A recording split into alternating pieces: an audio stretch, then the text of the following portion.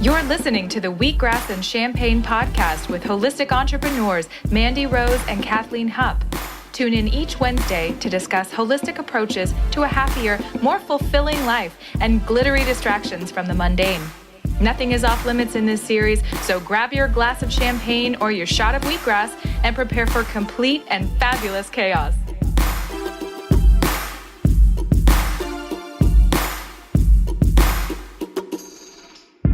Hi, everyone. Thanks for tuning back in to Wheatgrass and Champagne. We have an amazing episode today with someone from London. So the accent will totally blow you away. It's amazing. Make sure you're sitting down and buckle up your seatbelt. And really listen. Open your ears, fellas. Oh, go get an organic Q-tip. And clean them out real good. Let's try that again. Hey, podcasters. Welcome back to another episode of Wheatgrass and Champagne. Hi, everyone. This week we come to you internationally with a guest from London. His name is Reece, and he is going to dish all the tips about nutrition and how to lose weight effectively without focusing on the weight loss. Yes, I actually met him through Instagram. It was so random, but I think your vibe attracts your tribe. And so he just randomly connected with me, and I realized that he's a personal trainer, but focuses on health. And it was super cool. So he's going to blow our minds with facts and stats, give us tricks and tips on reducing cellulite, improving sleep, and just how to improve our life from daily practices. So stay tuned for that interview. How have you been this week, Kathleen? Oh, same old, you know. Same old. Just cruising. Just doing life. Talking with Reece made me realize that I am one of the least stressed out people ever. Oh, I love that. Like, he was talking about all this stress and, health complications. And I was like, I don't really have stress. What's stress? I'm so chill. I feel like things come and things go. And I'm like, meh. Yeah, but I also think you've worked really hard on decreasing your stress, because there were times you were really stressed and you're like, okay, this doesn't work for me. I recognize that, and I am making moves to change it. Accurate. I do not process stress well at all. So when it comes, I'm like, nope. Run. Yeah, we got to fix this immediately. Shut it down. Anyway, we'll dive more into that with Reece. But speaking of things international and far away from us, have you heard that they are paying people, or women specifically, to basically be on bed rest for 2 months in a NASA study? Okay, so I read something about that, and I heard they're paying like $19,000, which is crazy, to lay in bed for 60 days. Yeah, but if you use code Wheatgrass and Champagne, then you get $5,000 and we get $14,000. Yeah, so make sure you use that code, guys. Yeah, that's Wheatgrass and Champagne. Honestly, that's not even fair, because when I was on my healing journey, literally the month of November and December, I could have participated in that study. And didn't you get sick after coming back from Germany? Yeah. So maybe I should have just stayed there and done the study. I wonder if they built this based on you. This was supposed to be my calling. They were like, we must get to the bottom of this. So, but there's criteria, right? Like, you have to lay in bed the whole time. Yeah. Don't you have to shower in bed and eat? And I mean, how do you go to the bathroom? Do they have like a I'm catheter type thing? I don't know. But I mean, for $19,000, I'm game. Whatever you got to do. Give it to me. I mean, laying in bed all day can't be the worst thing, right? I know. So yeah, $19,000. You have to be between 24 and 55 years old, non-smoking, and then you're literally laying in bed nonstop for 60 days. That's so crazy. Eek. Well, if you guys want to sign up, I want to say they're doing the study between September and December of 2019, so you still have time. Time to sign up. And there was this one girl, Janha, I have no idea. But she said she had a great time. She participated in a similar study. And, her words are, she had a surprisingly good time over the course of the experience, even though she was immobile. So I feel like I could catch up on a lot of reading. For sure. Maybe we could get like a degree or something. Absolutely. 60 days, if you're not doing anything else, you could totally have a master's. Yeah, just power right on through. Yeah. I love that. Well, some people need to make a second stream of income, and that might be a way to do it. Exactly. You got your money working for you back home. You just go to NASA or go to Germany, wherever they're doing this, and lay in bed. Oh, that's so awesome. Treat yourself. Treat yourself. How much do you think I can get paid for laying in my bed over the weekend? Ooh, that's another game. Andrew, how much you can pay me? Actually, with my healing journey, that's kind of how I've been feeling. I know. I'm feeling better though. Yeah? Yeah, I'm getting there. Yay. You guys, can you hear it in my voice? Uphill climb. I'm a little bit more spunky. You better watch out. By next month, she'll be drinking champagne again. Oh, you guys, today Kathleen is having champagne and I'm having wheatgrass again. But you're going to be able to tell. I feel like the first episode that I have champagne, you guys are going to know without me having to say it. You're going to be like, she sounds different. Are you going to be slurring? Like after one sip, you'll be like, hey, guys. No, I have no filter. Oh, yay. Literally, like no filter, you guys. So stay tuned. That's when the funny side of me comes out. You might be laughing at me, but I don't care. I'll be laughing at myself too. Nice. Okay, speaking of laughing, do you want to intro our guest? Yes. Okay. So Reece is a nutritional medicine profiler and a personal trainer. And he actually works in the financial district of London, owns 2 different gyms, and he helps professionals drop unwanted weight and get in the best shape of their lives. But the coolest thing, and he's going to talk about it in the interview, is that he uses a holistic approach to weight loss. So he doesn't really care about the numbers on the scale. He cares about your health and what is actually going on. And he talks to his clients about the moment they were born and how they were born, all the way up until their daily routine, their stress levels, meditation. So it's really cool that he, doesn't just focus on the weight loss. So stay tuned for the interview. You guys are going to learn so much, and I hope you enjoy it. P.S. I love his accent. London, baby.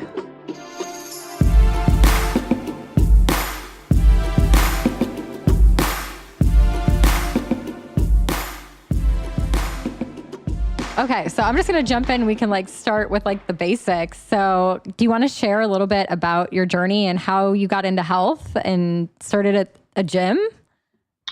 Yeah, so I've been in this health and fitness game for a long time now. I've been training since I was 18. I started writing articles on bodybuilding.com and a few other websites when I was 20, 21, when I was still at uni. And I've got a degree in computer science, so that's where I started. Wow. And I used to work in a bank, in an investment bank in London. And I used to train in and around that, and I trained people around that as well. And it just got to the point where I wanted to help people so badly. And I saw what a terrible job the trainers were doing. Mm-hmm. It was killing me. I was working out in a commercial gym, and guys in there doing squats and burpees and just plenty of burpees. You've got a really overweight person, and making them do burpees is probably not a great idea for their knees. I know, all of their joints. Which seems common sense to me, but common sense is not too common, as they say. Exactly. Rare sense. Yeah, exactly. So I thought, you know what, I'm gonna give this a go, because it wasn't I hated my job. I felt like I wasn't living my purpose. Mm-hmm. You see what I mean? And I didn't really know that at the time. I just knew that I wasn't excited to get out of bed in the morning. Mm-hmm. And it actually took me about 3 years to quit. Wow. Oh, wow. 3 years from when you had that moment at the gym? I'd been having them moments every time I went to the gym, to be honest with you, but I just kind of tried to ignore it. But it got to the stage where I couldn't really ignore it anymore, and it was making me ill. 3 years it took me to stop sitting on a fence with splinters up my ass and do something about it. And so I was actually, it's funny looking back at it now, but it wasn't funny at the time. I was getting the shakes, like my hands were shaky. And I kept going to the doctor, and he was like, "You're suffering from anxiety." And I was like, what are you talking about? I'm a young man. I've got nothing wrong with me. I'm fine. I go to the gym, I eat well, I'm good. And that was when actually the first time I started getting into testing, started testing heavy metals and all sorts of stuff. I found a really open-minded doctor in Hong Kong. I lived in Hong Kong for a couple of years. And this was the time when I found an open-minded doctor, and I started looking at all sorts of other things. But really the anxiety was from wanting to quit and not having the balls to do it. Ooh. And in the end, and everyone around me, and everyone around me was like, what are you doing? You've worked so hard for this job and, you've thrown it all away. I remember my dad, and he laughs about this now. He was like, you're going to do a job that retired footballers do. It's hard, as it always is, to describe your dream to somebody else because they can't see it and It's only in your mind. Exactly. But in the end, I just thought, it's making me so ill that I thought I'm just going to quit and do it. Yes. And that was 2013. And then I started, and then I was working in Hong Kong at the time, working in a gym in Hong Kong. And then I came back to London in 2014 and started working here just out of a friend's gym. And then I opened my first gym in 2015. And we've got 2 at the moment. Oh, you have 2 locations now? Yeah, we've got 2 locations in a very similar area in the Canary Wharf district in London, which is like one of the financial districts. Good for you. That is awesome. And I think we always talk about that, how much stress and emotional turmoil can impact our health. And sometimes you just need to quit that job and do the thing that lights you up and makes you happy, because you could eat the right things, sleep all the time, do everything, exercise. But if inside you're not happy, your health is still going to suffer. Mm-hmm.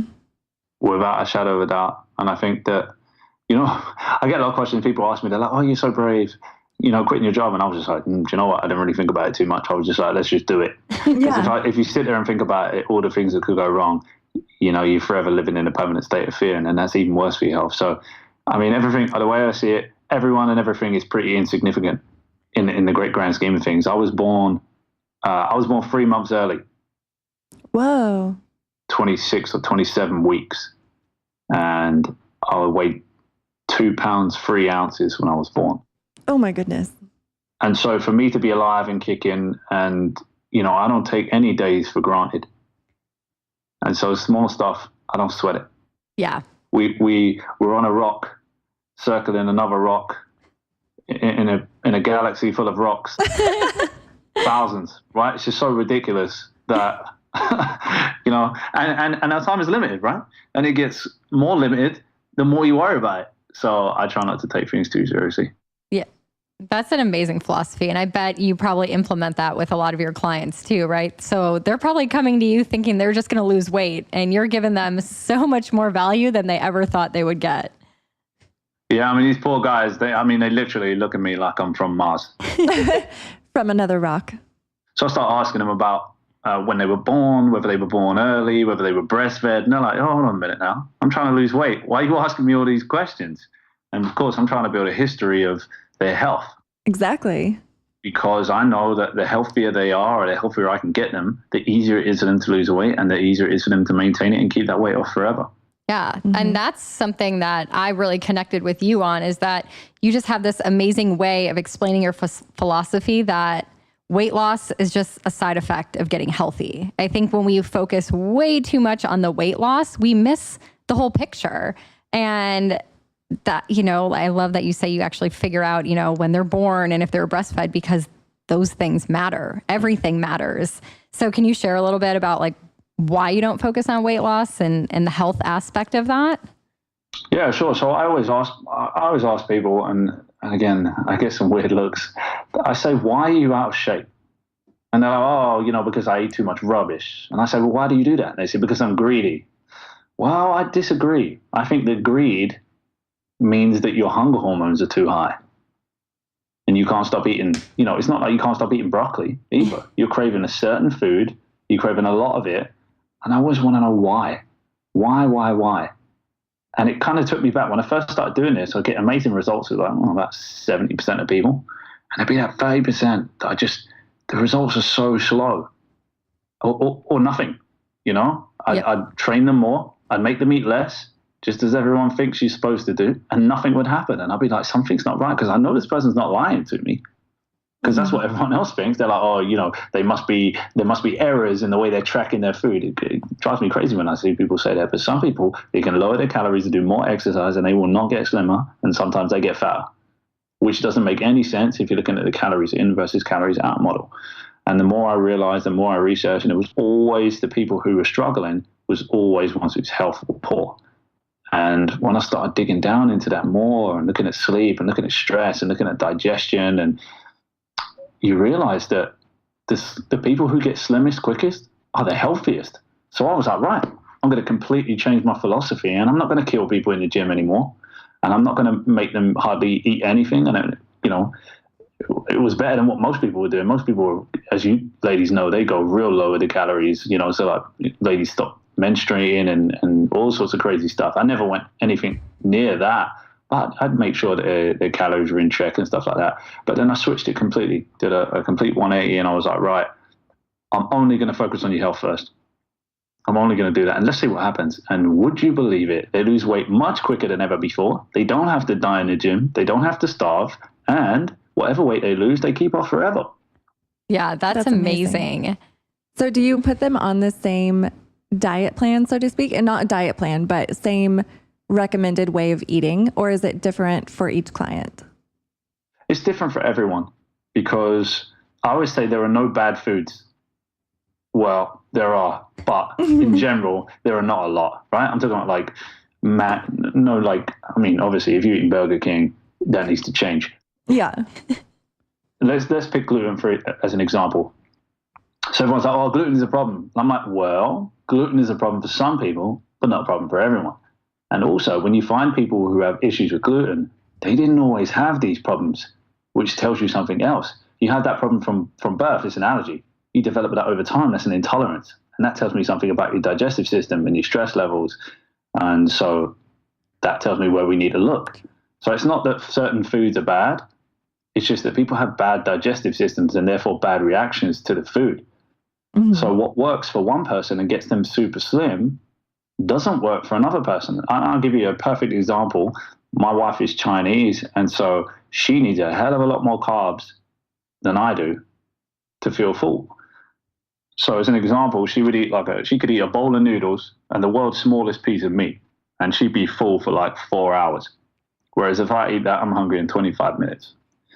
Whereas if I eat a full English breakfast with like sausage and bacon and beans, like proper high fat, high protein, probably like a split of protein, fat, and carbs, all in equal portions, I'm full for 4 or 5 hours, where she's hungry within an hour. So I think there's a genetic component to it as well, but the health plays the biggest part, because if I could eat something and now I can't eat it, that's a problem. You need to look at that.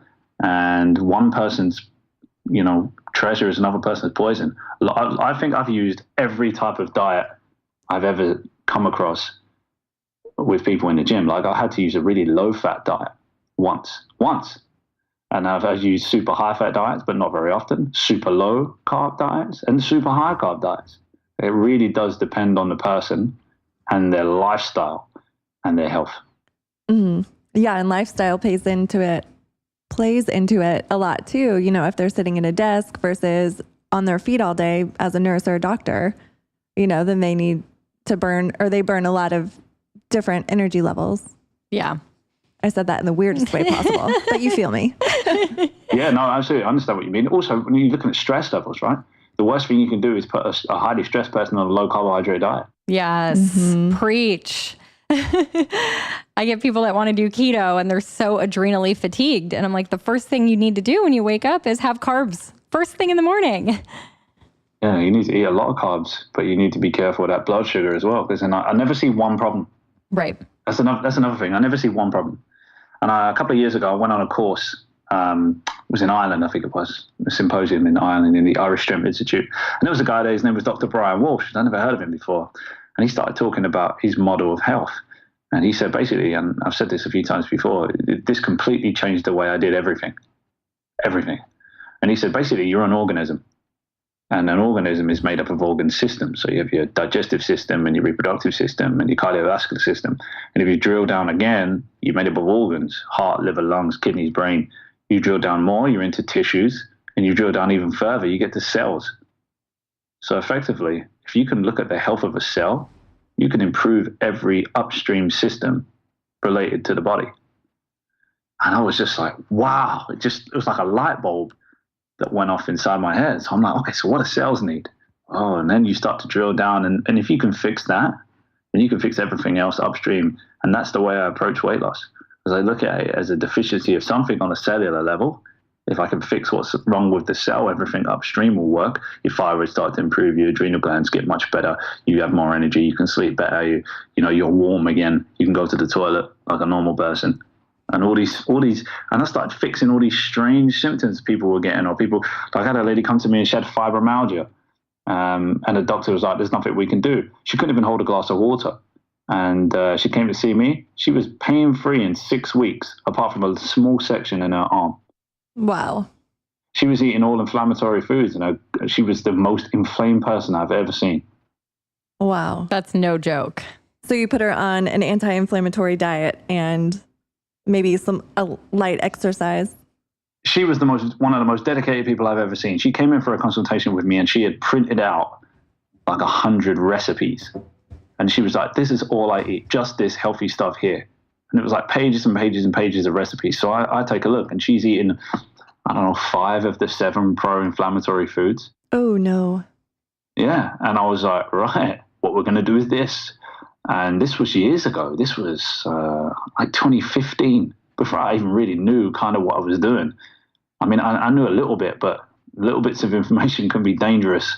So that's why I'm always trying to learn as much as I can. I think you only know a little bit, you're going to cause more harm for a lot of people.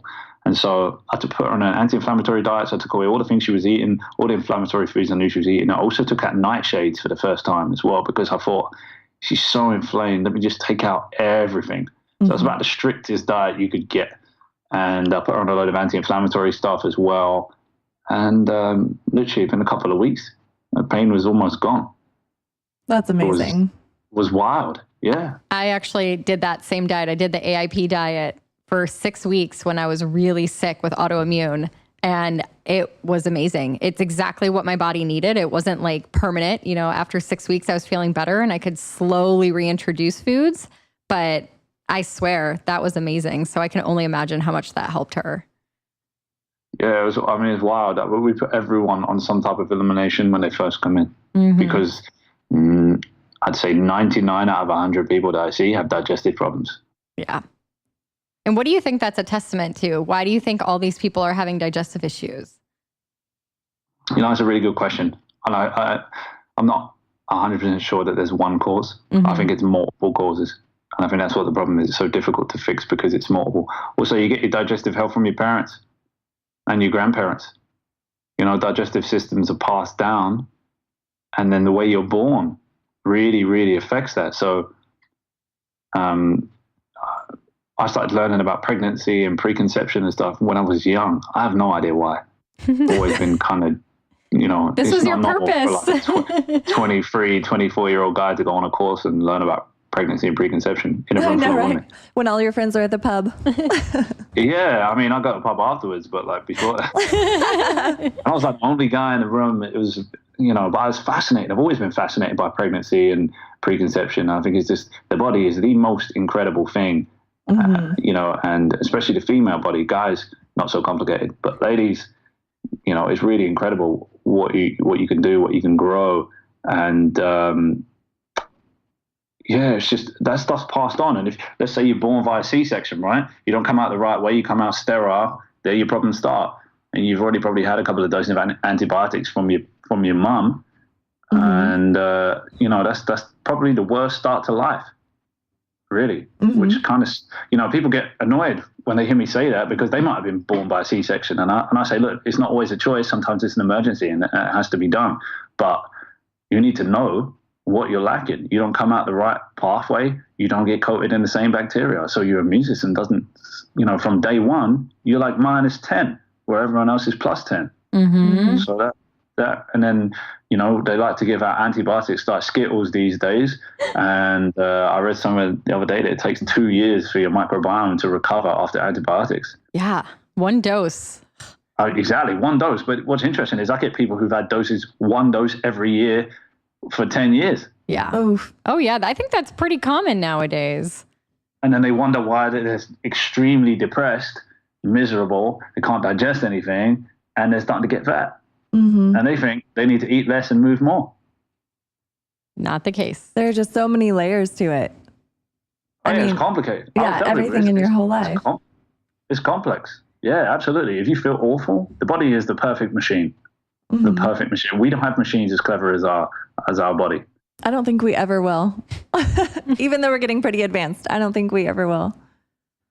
No, I mean, you know what? We don't even really understand what's going on. And this is the thing. This is our hubris. We think we're so good at understanding the human body. They discovered a new ligament in the knee recently. Like, how long have we been slicing people open? I know. You know, there's an extra muscle in the quad. I'm like, dude, you can't see that? So if you can't see what's right in front of your eyes, how are you supposed to see the deep neural connections within the brain and understand how it works, right? And understand how the vagus nerve works and it touches all organs or the bacteria inside your gut. Like, how much do we really know? Yeah, that's the crazy part. Like, not one person could ever fully understand it. And that's only on the physical side. I'm not even talking about the spiritual side. You get a whole, you know, you go deep down the rabbit hole on that. Yeah, I know. That's a fun one. Yeah, I love that. Because that's another part of it, right? And that too, I love that you always kind of bring it back, like stress and mental and your spiritual, like that has a huge impact on our health. And I think we overlook it in today's society. So, you know, for you to kind of address that, and that does affect our gut health. I love that you implement that and share that with people. Yeah, I mean, yeah, absolutely. I've had people that I couldn't fix before, and I couldn't understand why. I thought it was something wrong with me. And the reality was the problem was 100% them. Is that so there are studies that have been done that show loneliness is worse for you than smoking and drinking and eating rubbish. That's huge. Yeah, I mean, it's ridiculous, right? It doesn't matter what I try to do with you. Yeah. If you're lonely, and then you won't get better. And sometimes people are also attached to their issues, which is another problem that I didn't realize for a long time. They don't really want to get better on a subconscious level. Because they've lived with it their whole life and they don't want to make that big of a change. Yeah, or they're doing it on purpose because they feel invisible when they're super overweight and nobody really looks at them, nobody really talks to them. As soon as they start losing weight, they're like, oh, people start commenting, oh my God, you've lost so much weight. Like, how'd you do that? And all of a sudden, you know, everybody's talking to you, everybody's looking at you, and you feel highly uncomfortable. And so you go back and eat your feelings again and gain all the weight back. Yeah, I see that a lot with some of my coaching clients that are really sick and they've been unwell for a long time. And I think they're so used to the attention of not feeling well. You know, everyone's checking in on them and asking them how they're doing and how do you feel today? And then their fear is if they get well, people are going to stop asking them how they're doing or paying attention to them or checking in with them. And so I try to focus more on that, like, well, when you're well, you're going to get attention by sharing your story and your success and helping other people, you know, kind of retraining the brain of craving attention in a negative way for like their ill health. And how can we get attention in a positive way by sharing and educating? But that was a huge thing for me to learn. I'm like, why does this person not want to get better? And it's mental. Yeah, and I didn't even, for a long time, I didn't even realize that's what was happening. People were self-sabotaging. And sometimes it's obvious and sometimes it's not so obvious. I had a lady who I'd say to her, this is the leanest you've ever been. And that was it, man. As soon as I said those magical words, off she would go and she would eat everything because she didn't feel worthy enough. Oh, no. And it took me a long, long time to figure out that's what she was doing. And, you know, she still struggles with it today, but she's working on it at least. We send people for like hypnosis to work on their subconscious. Sometimes we have quite a few girls in the gym that do it. And unfortunately, it's pretty much always ladies. Yeah. Which agitates me a lot because social media and society are always telling ladies that they need to be thin, they need to eat less, they need to lose. You can't pick up a magazine for ladies, and I read them because I want to see what poison they're putting in people's minds, that they need to keep losing, they need to eat less. And well, it's crazy. It's every part of us. Like, I was reflecting the other day, about 10 years ago, we were all supposed to have really, really thin eyebrows. Like, and if you didn't, then your eyebrows were too bushy and gross. But now the trend is to have really big, nice, full eyebrows. And so everyone is like drawing them back in because they permanently tweezed them 10 years ago. And it's just like this vicious cycle of, oh, you're not doing it right. You got to change. You have to change. You have to, like, it's always something with women. Well, yeah. It's and like so what, in sad. the 90s, like big boobs were in, right? So everyone was getting breast implants, and now they're realizing how terrible those are. So now everyone wants a big butt. And I'm sure you get people that come to your gym that are like, I just want to grow a butt. I don't care about anything else. I just want this body part to look better. Yep. It's crazy. Yeah, and I think, and talking about breast implants and stuff, and people are now getting poisoned from all that type They're of having them silicone removed. leaching into your system, and and it's always women. The pressure is always on the women. You can have a guy, and he can have a great big belly, and he don't have to do anything about it. He'll still be fine. But you have a lady who has a great big belly, and it's a problem. Everyone's talking about it. Everyone's commenting on it, and that's definitely a society problem. Also, is that it's you get this stuff from your parents as well. Like, and then first 7 years of your life, you're in that subconscious state where you're learning everything, and you're learning everything your parents, that not that they tell you, that you see them doing. So if mom is always on a low fat diet and she thinks that calories, and this, I see the worst cases of messed up. I see a lady whose parents are really messed up, especially moms, because they don't eat anything, or they're forever on diets, and they keep weighing themselves and all that type of stuff. And then the kids get the bad habits, and then I think that repeats itself as well. So that's another area, I think, and that causes some of these stomach issues as well. If you're malnourished and then you have kids, just like the whole area of epigenetics, which is fascinating to me, is it plays a huge role in your health before you ever come out. Yeah, that's so true. So what do you think, I know like this is a huge question, but what do you think is the biggest obstacle that you see often in your clients for them getting healthy? So if they're coming to you and you're telling them all this information and they're like, okay, I'm on board, I'm going to do it. What do you think is their biggest obstacle? Is it usually their time? Is it commitment? Is it adhering to the diet? Is it mental? It's life. Yeah. I think it's life. Is that we've got ourselves in such a state where it's really difficult to try to dial back some of the things we've done. I work with people in the financial district, and they work from like 8 in the morning till 8 at night, at least. And so I'm like, you need to go home, you need to do meditation, you need to cook your food. And they're like, I have no time. I have no time. And their stress is through the roof, and they have family to look after. And I think we've been chasing money and status for so long. The problem is, if you don't look after yourself, you can't have them things anyway, or you can have them, but you'll be miserable. Yeah. Or you have them and you have a heart attack at 30, which I've seen. And it's a mindset problem as well. Not putting ourselves first, not looking after our health, assuming that we're going to be fine until we're not. I always say, like, I don't know anyone who lives at old age anymore. It's not our generation. They're not gonna make it. My grandparents probably be the last generation, and even then, none of them have really reached an old age, apart from my great grandma. Yeah, she was 94. I think I read a study saying that we're going to be the first generation that lives less than our parents, like less longer than our parents, which is crazy. Like, that's not okay. It makes sense to me. I don't think that's the biggest issue. The biggest issue that I see is that people can't get pregnant anymore. Yeah. Oh, it's huge. Very fertility. Yes, it's everywhere. It's just, I think that's what's going to happen. That will be the end of us. We're just not able to reproduce anymore. I don't think it'll be an asteroid. And this is a bit of a morbid conversation, but I think it's an important one to have, because a lot of my friends around my age, and I'm 33, they can't get pregnant. Right. They are struggling. They are having rounds and rounds of IVF, and like, there's nothing medically wrong with them.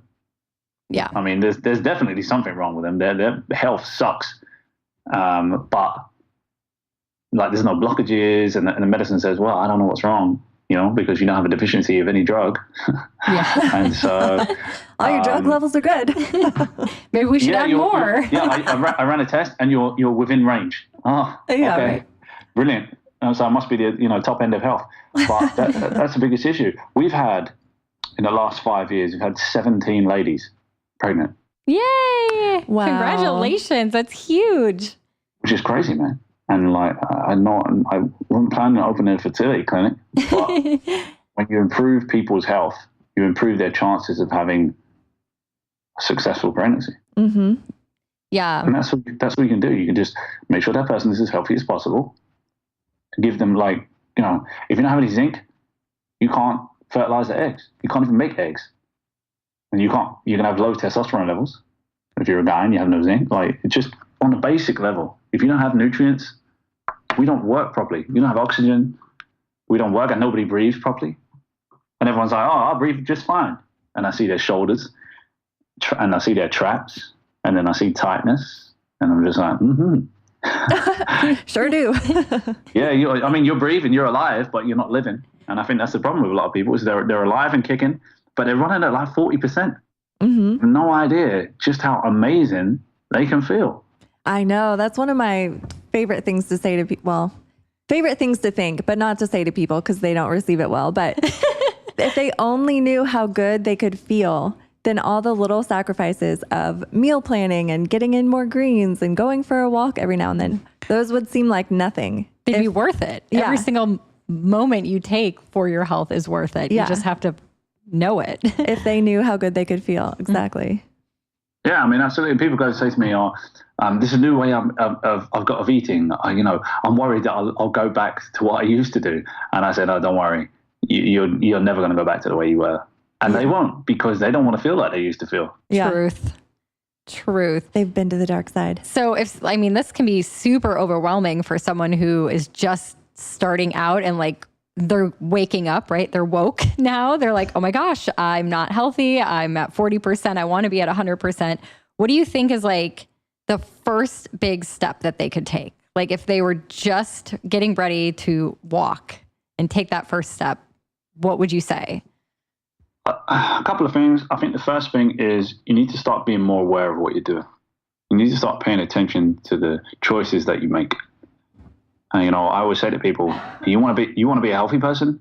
You need to ask yourself this thing that I'm doing right now, would a healthy person do this? Is this a healthy person's choice? And if it's not, don't do it. And if it is, keep doing it. That's the first thing. You just need to be more aware of what you're doing. A lot of people just running on bad programming. Yep. And so they just repeat over and over and they don't think about it. Like, I've got a friend, we go out, every time we go out, he orders a Coke. Every single time. And I don't want to be that guy, so I don't say anything because I only run on work when I'm working. True. And I let him drink himself to death. But that's what he's doing. And I don't even think he realizes he's doing it. It's just subconscious. He's been doing it for so long. That's what he does. Mm-hmm. So I would say you need to be more aware of what you're doing. That's the first step. The second step, it's not going to sound sexy or amazing, but it's going to make a huge difference in their life, is people don't drink any water. Mm-hmm. Right? I see permanent dehydration in people. And so you need to be more aware of how much you're drinking. I don't think that there's a set point. I don't think there's a magical amount of water that each person needs to drink. I think that humans are the only animals that drink when they're not thirsty.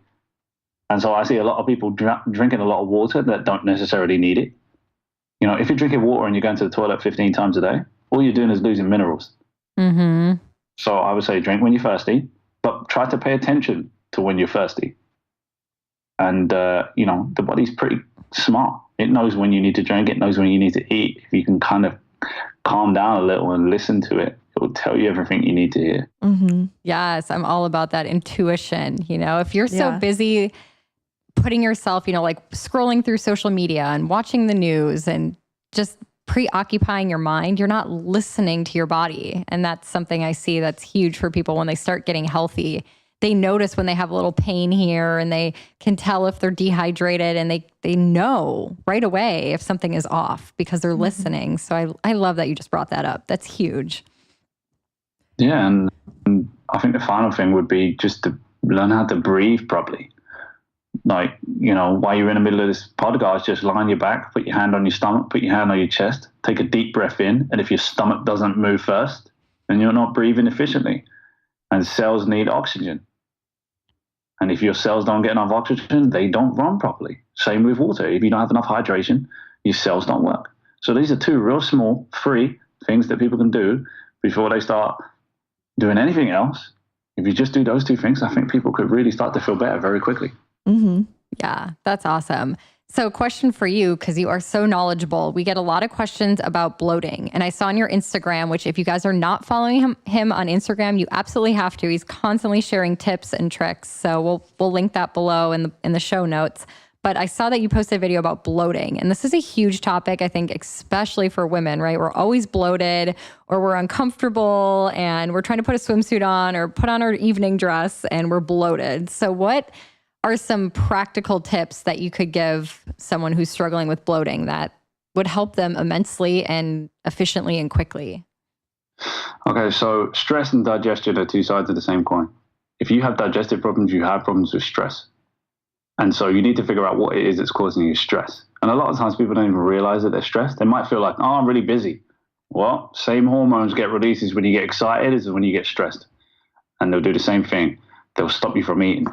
If a lion walks into the room, there's a couple of things you don't do. 1 is reproduce. 2 is digest yesterday's food. And 3 is sleep. Yeah, true. Accurate. Yeah, I mean the body, and this is on purpose, right? This is not a mistake. There's not a problem here. It's doing exactly what you want it to do. You just don't realize that that's what you're asking it to do. Mm-hmm. And so that would be the first thing. You need to be calm. You need to be mindful. That's why I love meditation. It stops you doing anything for 5 minutes, so that you kind of concentrate on your body. And so that'd be the first thing. I'd try and, when you're eating, eat. When you're working, work. When you're training, train. Don't try and do multiple different things at once. Never eat at your desk. This is a big mistake I see a lot of my guys do. They're eating at the desk, they're answering their phone, they're checking emails, and you're either rest and digest state of your parasympathetic nervous system, or you're in a fight or flight state in the sympathetic phase. You cannot be in both states at the same time, and if you try to dodge between the two, the rest and digest will lose every time. What else? Gluten and dairy. Got to take them out. Mm-hmm. 2 issues I see with almost everyone. And then you need to fix the problem. But just taking them out should definitely help. Mm-hmm. That's awesome. Those are really good tips.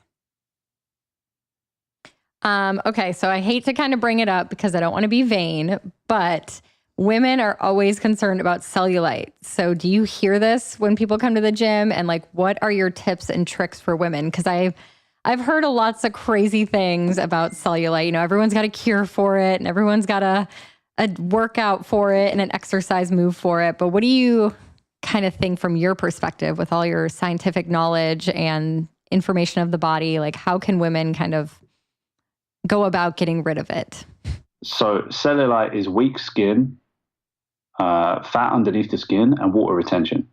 And so really, you need to stop what's causing the water retention, which is generally inflammation, is what I see 9 times out of 10. Then you need to burn some body fat, and you need to strengthen the skin. So you can take stuff to help your body build its own collagen. Things like vitamin C help, silicon helps, but you can also just take collagen. And there's so many companies now that do grass-fed collagen. I just drink that. That really, really helps. And you're going to get more benefits other than just rebuilding your skin. But cellulite, also you can get things like massage and lymphatic drainage and stuff like that. That helps. Dry brushing as well helps because you're rebuilding the skin.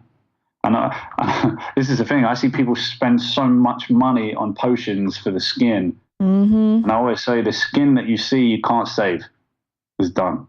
You need to rebuild new skin. So focus on inside out. I love What's that. going to help you on the inside? And it drives my wife crazy. I'm like, love, you know that shit's not helping your skin. And she's like, leave me alone. It goes back to the magazines and the commercials. We got roped in. Yeah, I know. Yeah, that's exactly what it is. Then people feel like they need makeup and stuff before they leave the house. Mm-hmm. We say if everyone just stopped wearing makeup, nobody would know the difference anyway. And it wouldn't be as toxic. Oh, don't get me started. Yeah. I mean, the amount of toxins people, and the thing is, there's companies like the Environmental Working Group now, which are great because you can go and check what your products are doing. But before that, there was didn't they used to have lead in lipstick? Oh, I just read, I was I just got my heavy metal test back and I have high arsenic levels and I can't figure out where it's coming from. And this girl on Instagram sent me a picture of lipstick with like this arson symbol over it. And I'm like, oh my gosh, I went to Europe and I wore lipstick every day because we were taking photos. So maybe it contributed. I'm not saying it was the only source, but what the heck? Like in 2019, we're still putting lead and arsenic in lipstick. It's in probably 90% of everything because there are so few clean brands. Yeah, it was crazy. There's, what's crazy? I bought some crayons for my daughter, but I checked them first because I wanted to make sure that they were just crayons and nothing else. And there was a recent study, I think it was like 2015 or 2016, there was asbestos found in kids' crayons. No! That is absurd. Yeah, I mean... Oh my gosh. So, I mean, I'm cynical anyway, but now I really don't trust anyone. I know. You just want to make everything yourself. Just research. You're like, I'll just melt down some beet powder and wax and beeswax. Yeah, it makes it very difficult. You can paint with raspberries. Yeah, I mean, I get a lot of stick from my family saying, oh, my daughter's going to be growing up, but she's not going to touch anything or eat anything. And I'm like, listen, when she gets older, she can choose for herself. And, while it's my job to look after her, she gets all the non-toxic things I can find. But good for you. Your arsenic, you can get that from brown rice as well. I know. I was eating brown rice protein bars every day, and my arsenic was through the roof when I checked in November. And I cut those out, and I've been detoxing since, and it dropped like almost 70%. Oh, wow. Oh, wow.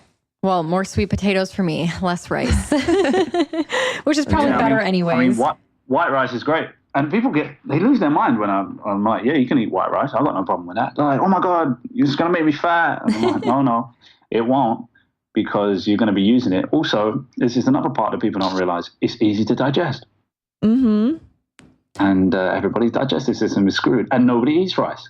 So that works out even better, because then it's not going to cause you inflammation because you don't eat it, and it's easy to digest, and it tastes good, which is another part of fat loss that people don't realize. Like if I give you something to eat and it tastes good, you're more likely to do it. So that works.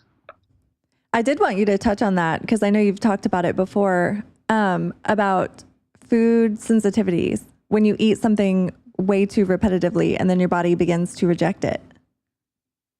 Yeah, you definitely get problems when you eat the same foods over and over again. That's why we have seasons, right? You're not supposed to eat the same thing over and over again. But the issue comes when you've got too much permeability of your intestinal membrane. So you've generally caused by stress, antibiotics, alcohol, and you have this hyperpermeability, or people call it leaky gut. I mean, I deal with a lot of doctors and things like that, so I have to be careful with the terminology I use. I use leaky gut, and everybody shuts their eyes. They're like, oh, that doesn't exist. Oh, gosh. It exists. It's a thing. That's what I mean. And that's why I don't say things like adrenal fatigue. You'll hear me say hyper or hypocortisolism, because otherwise I don't get taken seriously. And they're like, oh, you're just a trainer. You don't know what you're talking about. But if I can use the correct medical terms, then they pay more attention. So hyperpermeability of the intestinal barrier, which means basically food is falling into the bloodstream and the body's attacking it. And that's basically the start of intolerances and autoimmune disorders. And that's where the problem is. Hippocrates said it years ago, thousands of years ago. He said, all disease begins in the gut. Mm-hmm. And we're only just starting to realize it now. Mm-hmm. Which is wild in this information age that we've been in for, years, that we're now just figuring out that everything starts in the gut. I think it's difficult. I think the internet was the greatest and one of the worst inventions of all time, because now you have, it's the information age, right? You have so much information. Just go online and Google leaky gut and they give you 15 ways to fix it, but none of them are going to work unless you look at the stress at the same time. So we have lots of information. It's just we have lack of quality, good information, and the medical community just gives out drugs. So they're never going to look to fix your problem. It's not in their interest, and it's not in the pharmaceutical company's interest to find a real fix for a lot of these problems. They just they make a lot of money with you being sick, unfortunately. Yep. So my question is, how do you make all of this fun? Because, people aren't going to do it unless they're getting enjoyment out of it. So how do you make getting healthy fun for your clients? That's a great question. it's fun when you don't feel terrible anymore. True. You know, when you start to feel good, that is fun. When you start to have more energy to play with your kids, when you can wake up in the morning and you feel good, you can actually sleep of an evening without waking up 10 times to go to the toilet. You know, life starts to feel much better as your health starts to improve and your weight starts to come down, and you can go to the shop and buy whatever you want to wear and things like that. But a lot of it is just getting a personal result, and then it's just going to feel better. And then I don't have any problems really with people sticking to the program. You know, everybody does it. But the people I have coming to me, they pay me for it. And when you've got skin in the game, you do the work. Yeah, that's true. And as soon as you, like, I think you said earlier, once you start feeling better, you don't want to go back, you know? Yeah, absolutely. You're never going to want to go back to the feeling terrible. And I think that exercise should be fun. I think you should choose the method of exercise that you enjoy the most, where possible. Mm-hmm. And I know if I'm training clients and they absolutely hate a movement, I try not to do it unless they need to do it to keep themselves safe. That's the only time I'll ever make somebody do an exercise that they don't want to do. But otherwise, it should be fun. It shouldn't be like torture. You shouldn't feel like you're killing yourself going to the gym, because otherwise it's not sustainable then. And you know, then you won't make it a habit, and it won't become part of your identity, and then you'll keep gaining the weight back again. Mm-hmm. Yep. And they always say that you shouldn't do something out of hatred for your body, because that will yield a horrible result. But you have to love your body enough to go work out and love your body enough to make a dietary change.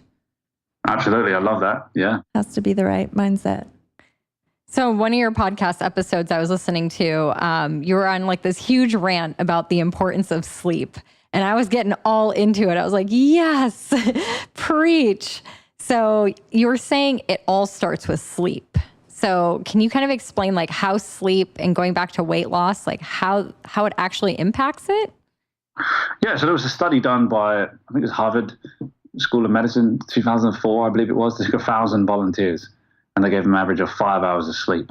And what happened was their ghrelin increased, their leptin decreased, or leptin sensitivity decreased, their ghrelin increased, and their BMI went up as well. So for those of you that don't speak hormones, that means they ate more, they couldn't tell when they were full, and they got fatter, regardless of exercise and diet. Wow, that's huge. Yeah, crazy, huh? So I always tell people, look, if you don't sleep, you don't reset stress. And if you don't reset the stress, it stays high permanently. And you can never lose a lot of body fat in a highly stressed out state. So getting good quality sleep, restful, you know, you go to bed 8 hours, wake up feeling good. That's so important for you, and is so underestimated in health and in weight loss especially. And when your clients tell you, like, I can't fall asleep, like I'm just not tired or I can't sleep, what is your go-to recommendations for them? Oh, the old night owl syndrome. Oh, yes. I'm a night owl. I do my best work at night. I'm like, no, you're not an owl. You're a human, which means you need to be in bed between 10 and 6, because that's what our circadian rhythms are. People with night shifts, they die of all disease quicker than everyone else because they ruin their circadian rhythm. So I like various different supplements and herbs to wind your cortisol levels down. I'm not a massive melatonin fan. We can't buy it here in England. We have to get prescribed anyway. Wow, you guys are lucky. Everyone's popping melatonin over here. It's so scary. Yeah, I'm like, and about 50% of people it works. And about 50% of people that either get horrendous dreams or they feel groggy as hell when they wake up. And so I'm not a huge fan. I prefer to let the body produce its own melatonin. And so we do things, you know, like cold exposure in the evening to increase the body's melatonin production. As I said, there's various different adaptogenic herbs we use to wind stress levels down in the evening so that you can relax. They give people tasks to do before bed so they can kind of empty their mind a little bit and stop it racing. And then all of those things combined seem to work magic. I think if you do one of them, it works. But if you can do all like 6 or 7 different things and you can do it regularly, you know, along with the dietary changes, because that plays an important part as well. If you eat a low carb dinner, you're not going to sleep. So it's combining all of those things together, and depending on the person, but that generally gives us the best results. I like that. And goes back to kind of listening to your body and trying different things. I think some people try one thing and it doesn't work and they're like, yeah, I just can't sleep. And it's like, well, try something different. You know, some people take magnesium and it puts them right to sleep. And other people, they're so depleted in magnesium, it would take them 3 months of taking it to help them sleep. And so I'm like, well, if one thing doesn't work, doesn't mean it's not working. It maybe just not be immediate. Let's try something else, you know, like a bedtime tea or chamomile or something that's going to calm your mind. Maybe we need some essential oils, some lavender, you know, or just meditating. Yeah, or journaling, you know, jot it down in a book, get it out of your head and onto paper. And that might help you sleep. Have you tried that yet? Exactly. All of those things will work. But again, people, they sabotage or they don't do it. And that's what I said. You know, I don't have problems with people doing what I want them to do because they're invested in themselves, literally. You know, when you're a fringe player and you're just watching from the sidelines, a lot of the times you don't have that much invested into it, or you don't have anyone on your side because, you know, you're not surrounded by people who are health conscious. Yeah. And that can make it more difficult as well. So say the average of the 5 people you spend the most time with. Yeah, community is huge. So before we wrap it up, we're going to do a rapid fire question with you, but I want you to share with people how they can connect with you.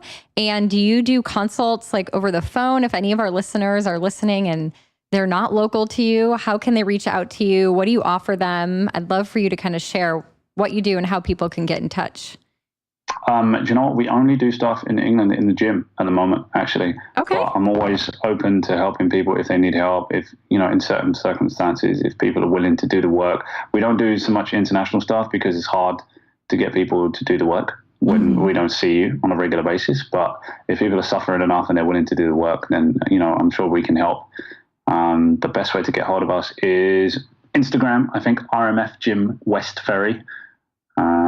That would be the best place to get us. Yeah, I try and put stuff on there that I'm doing in my daily life to show people, because I try to live the best possible example and show people that you don't have to be 100% perfect, but just most of the time you have to make good choices.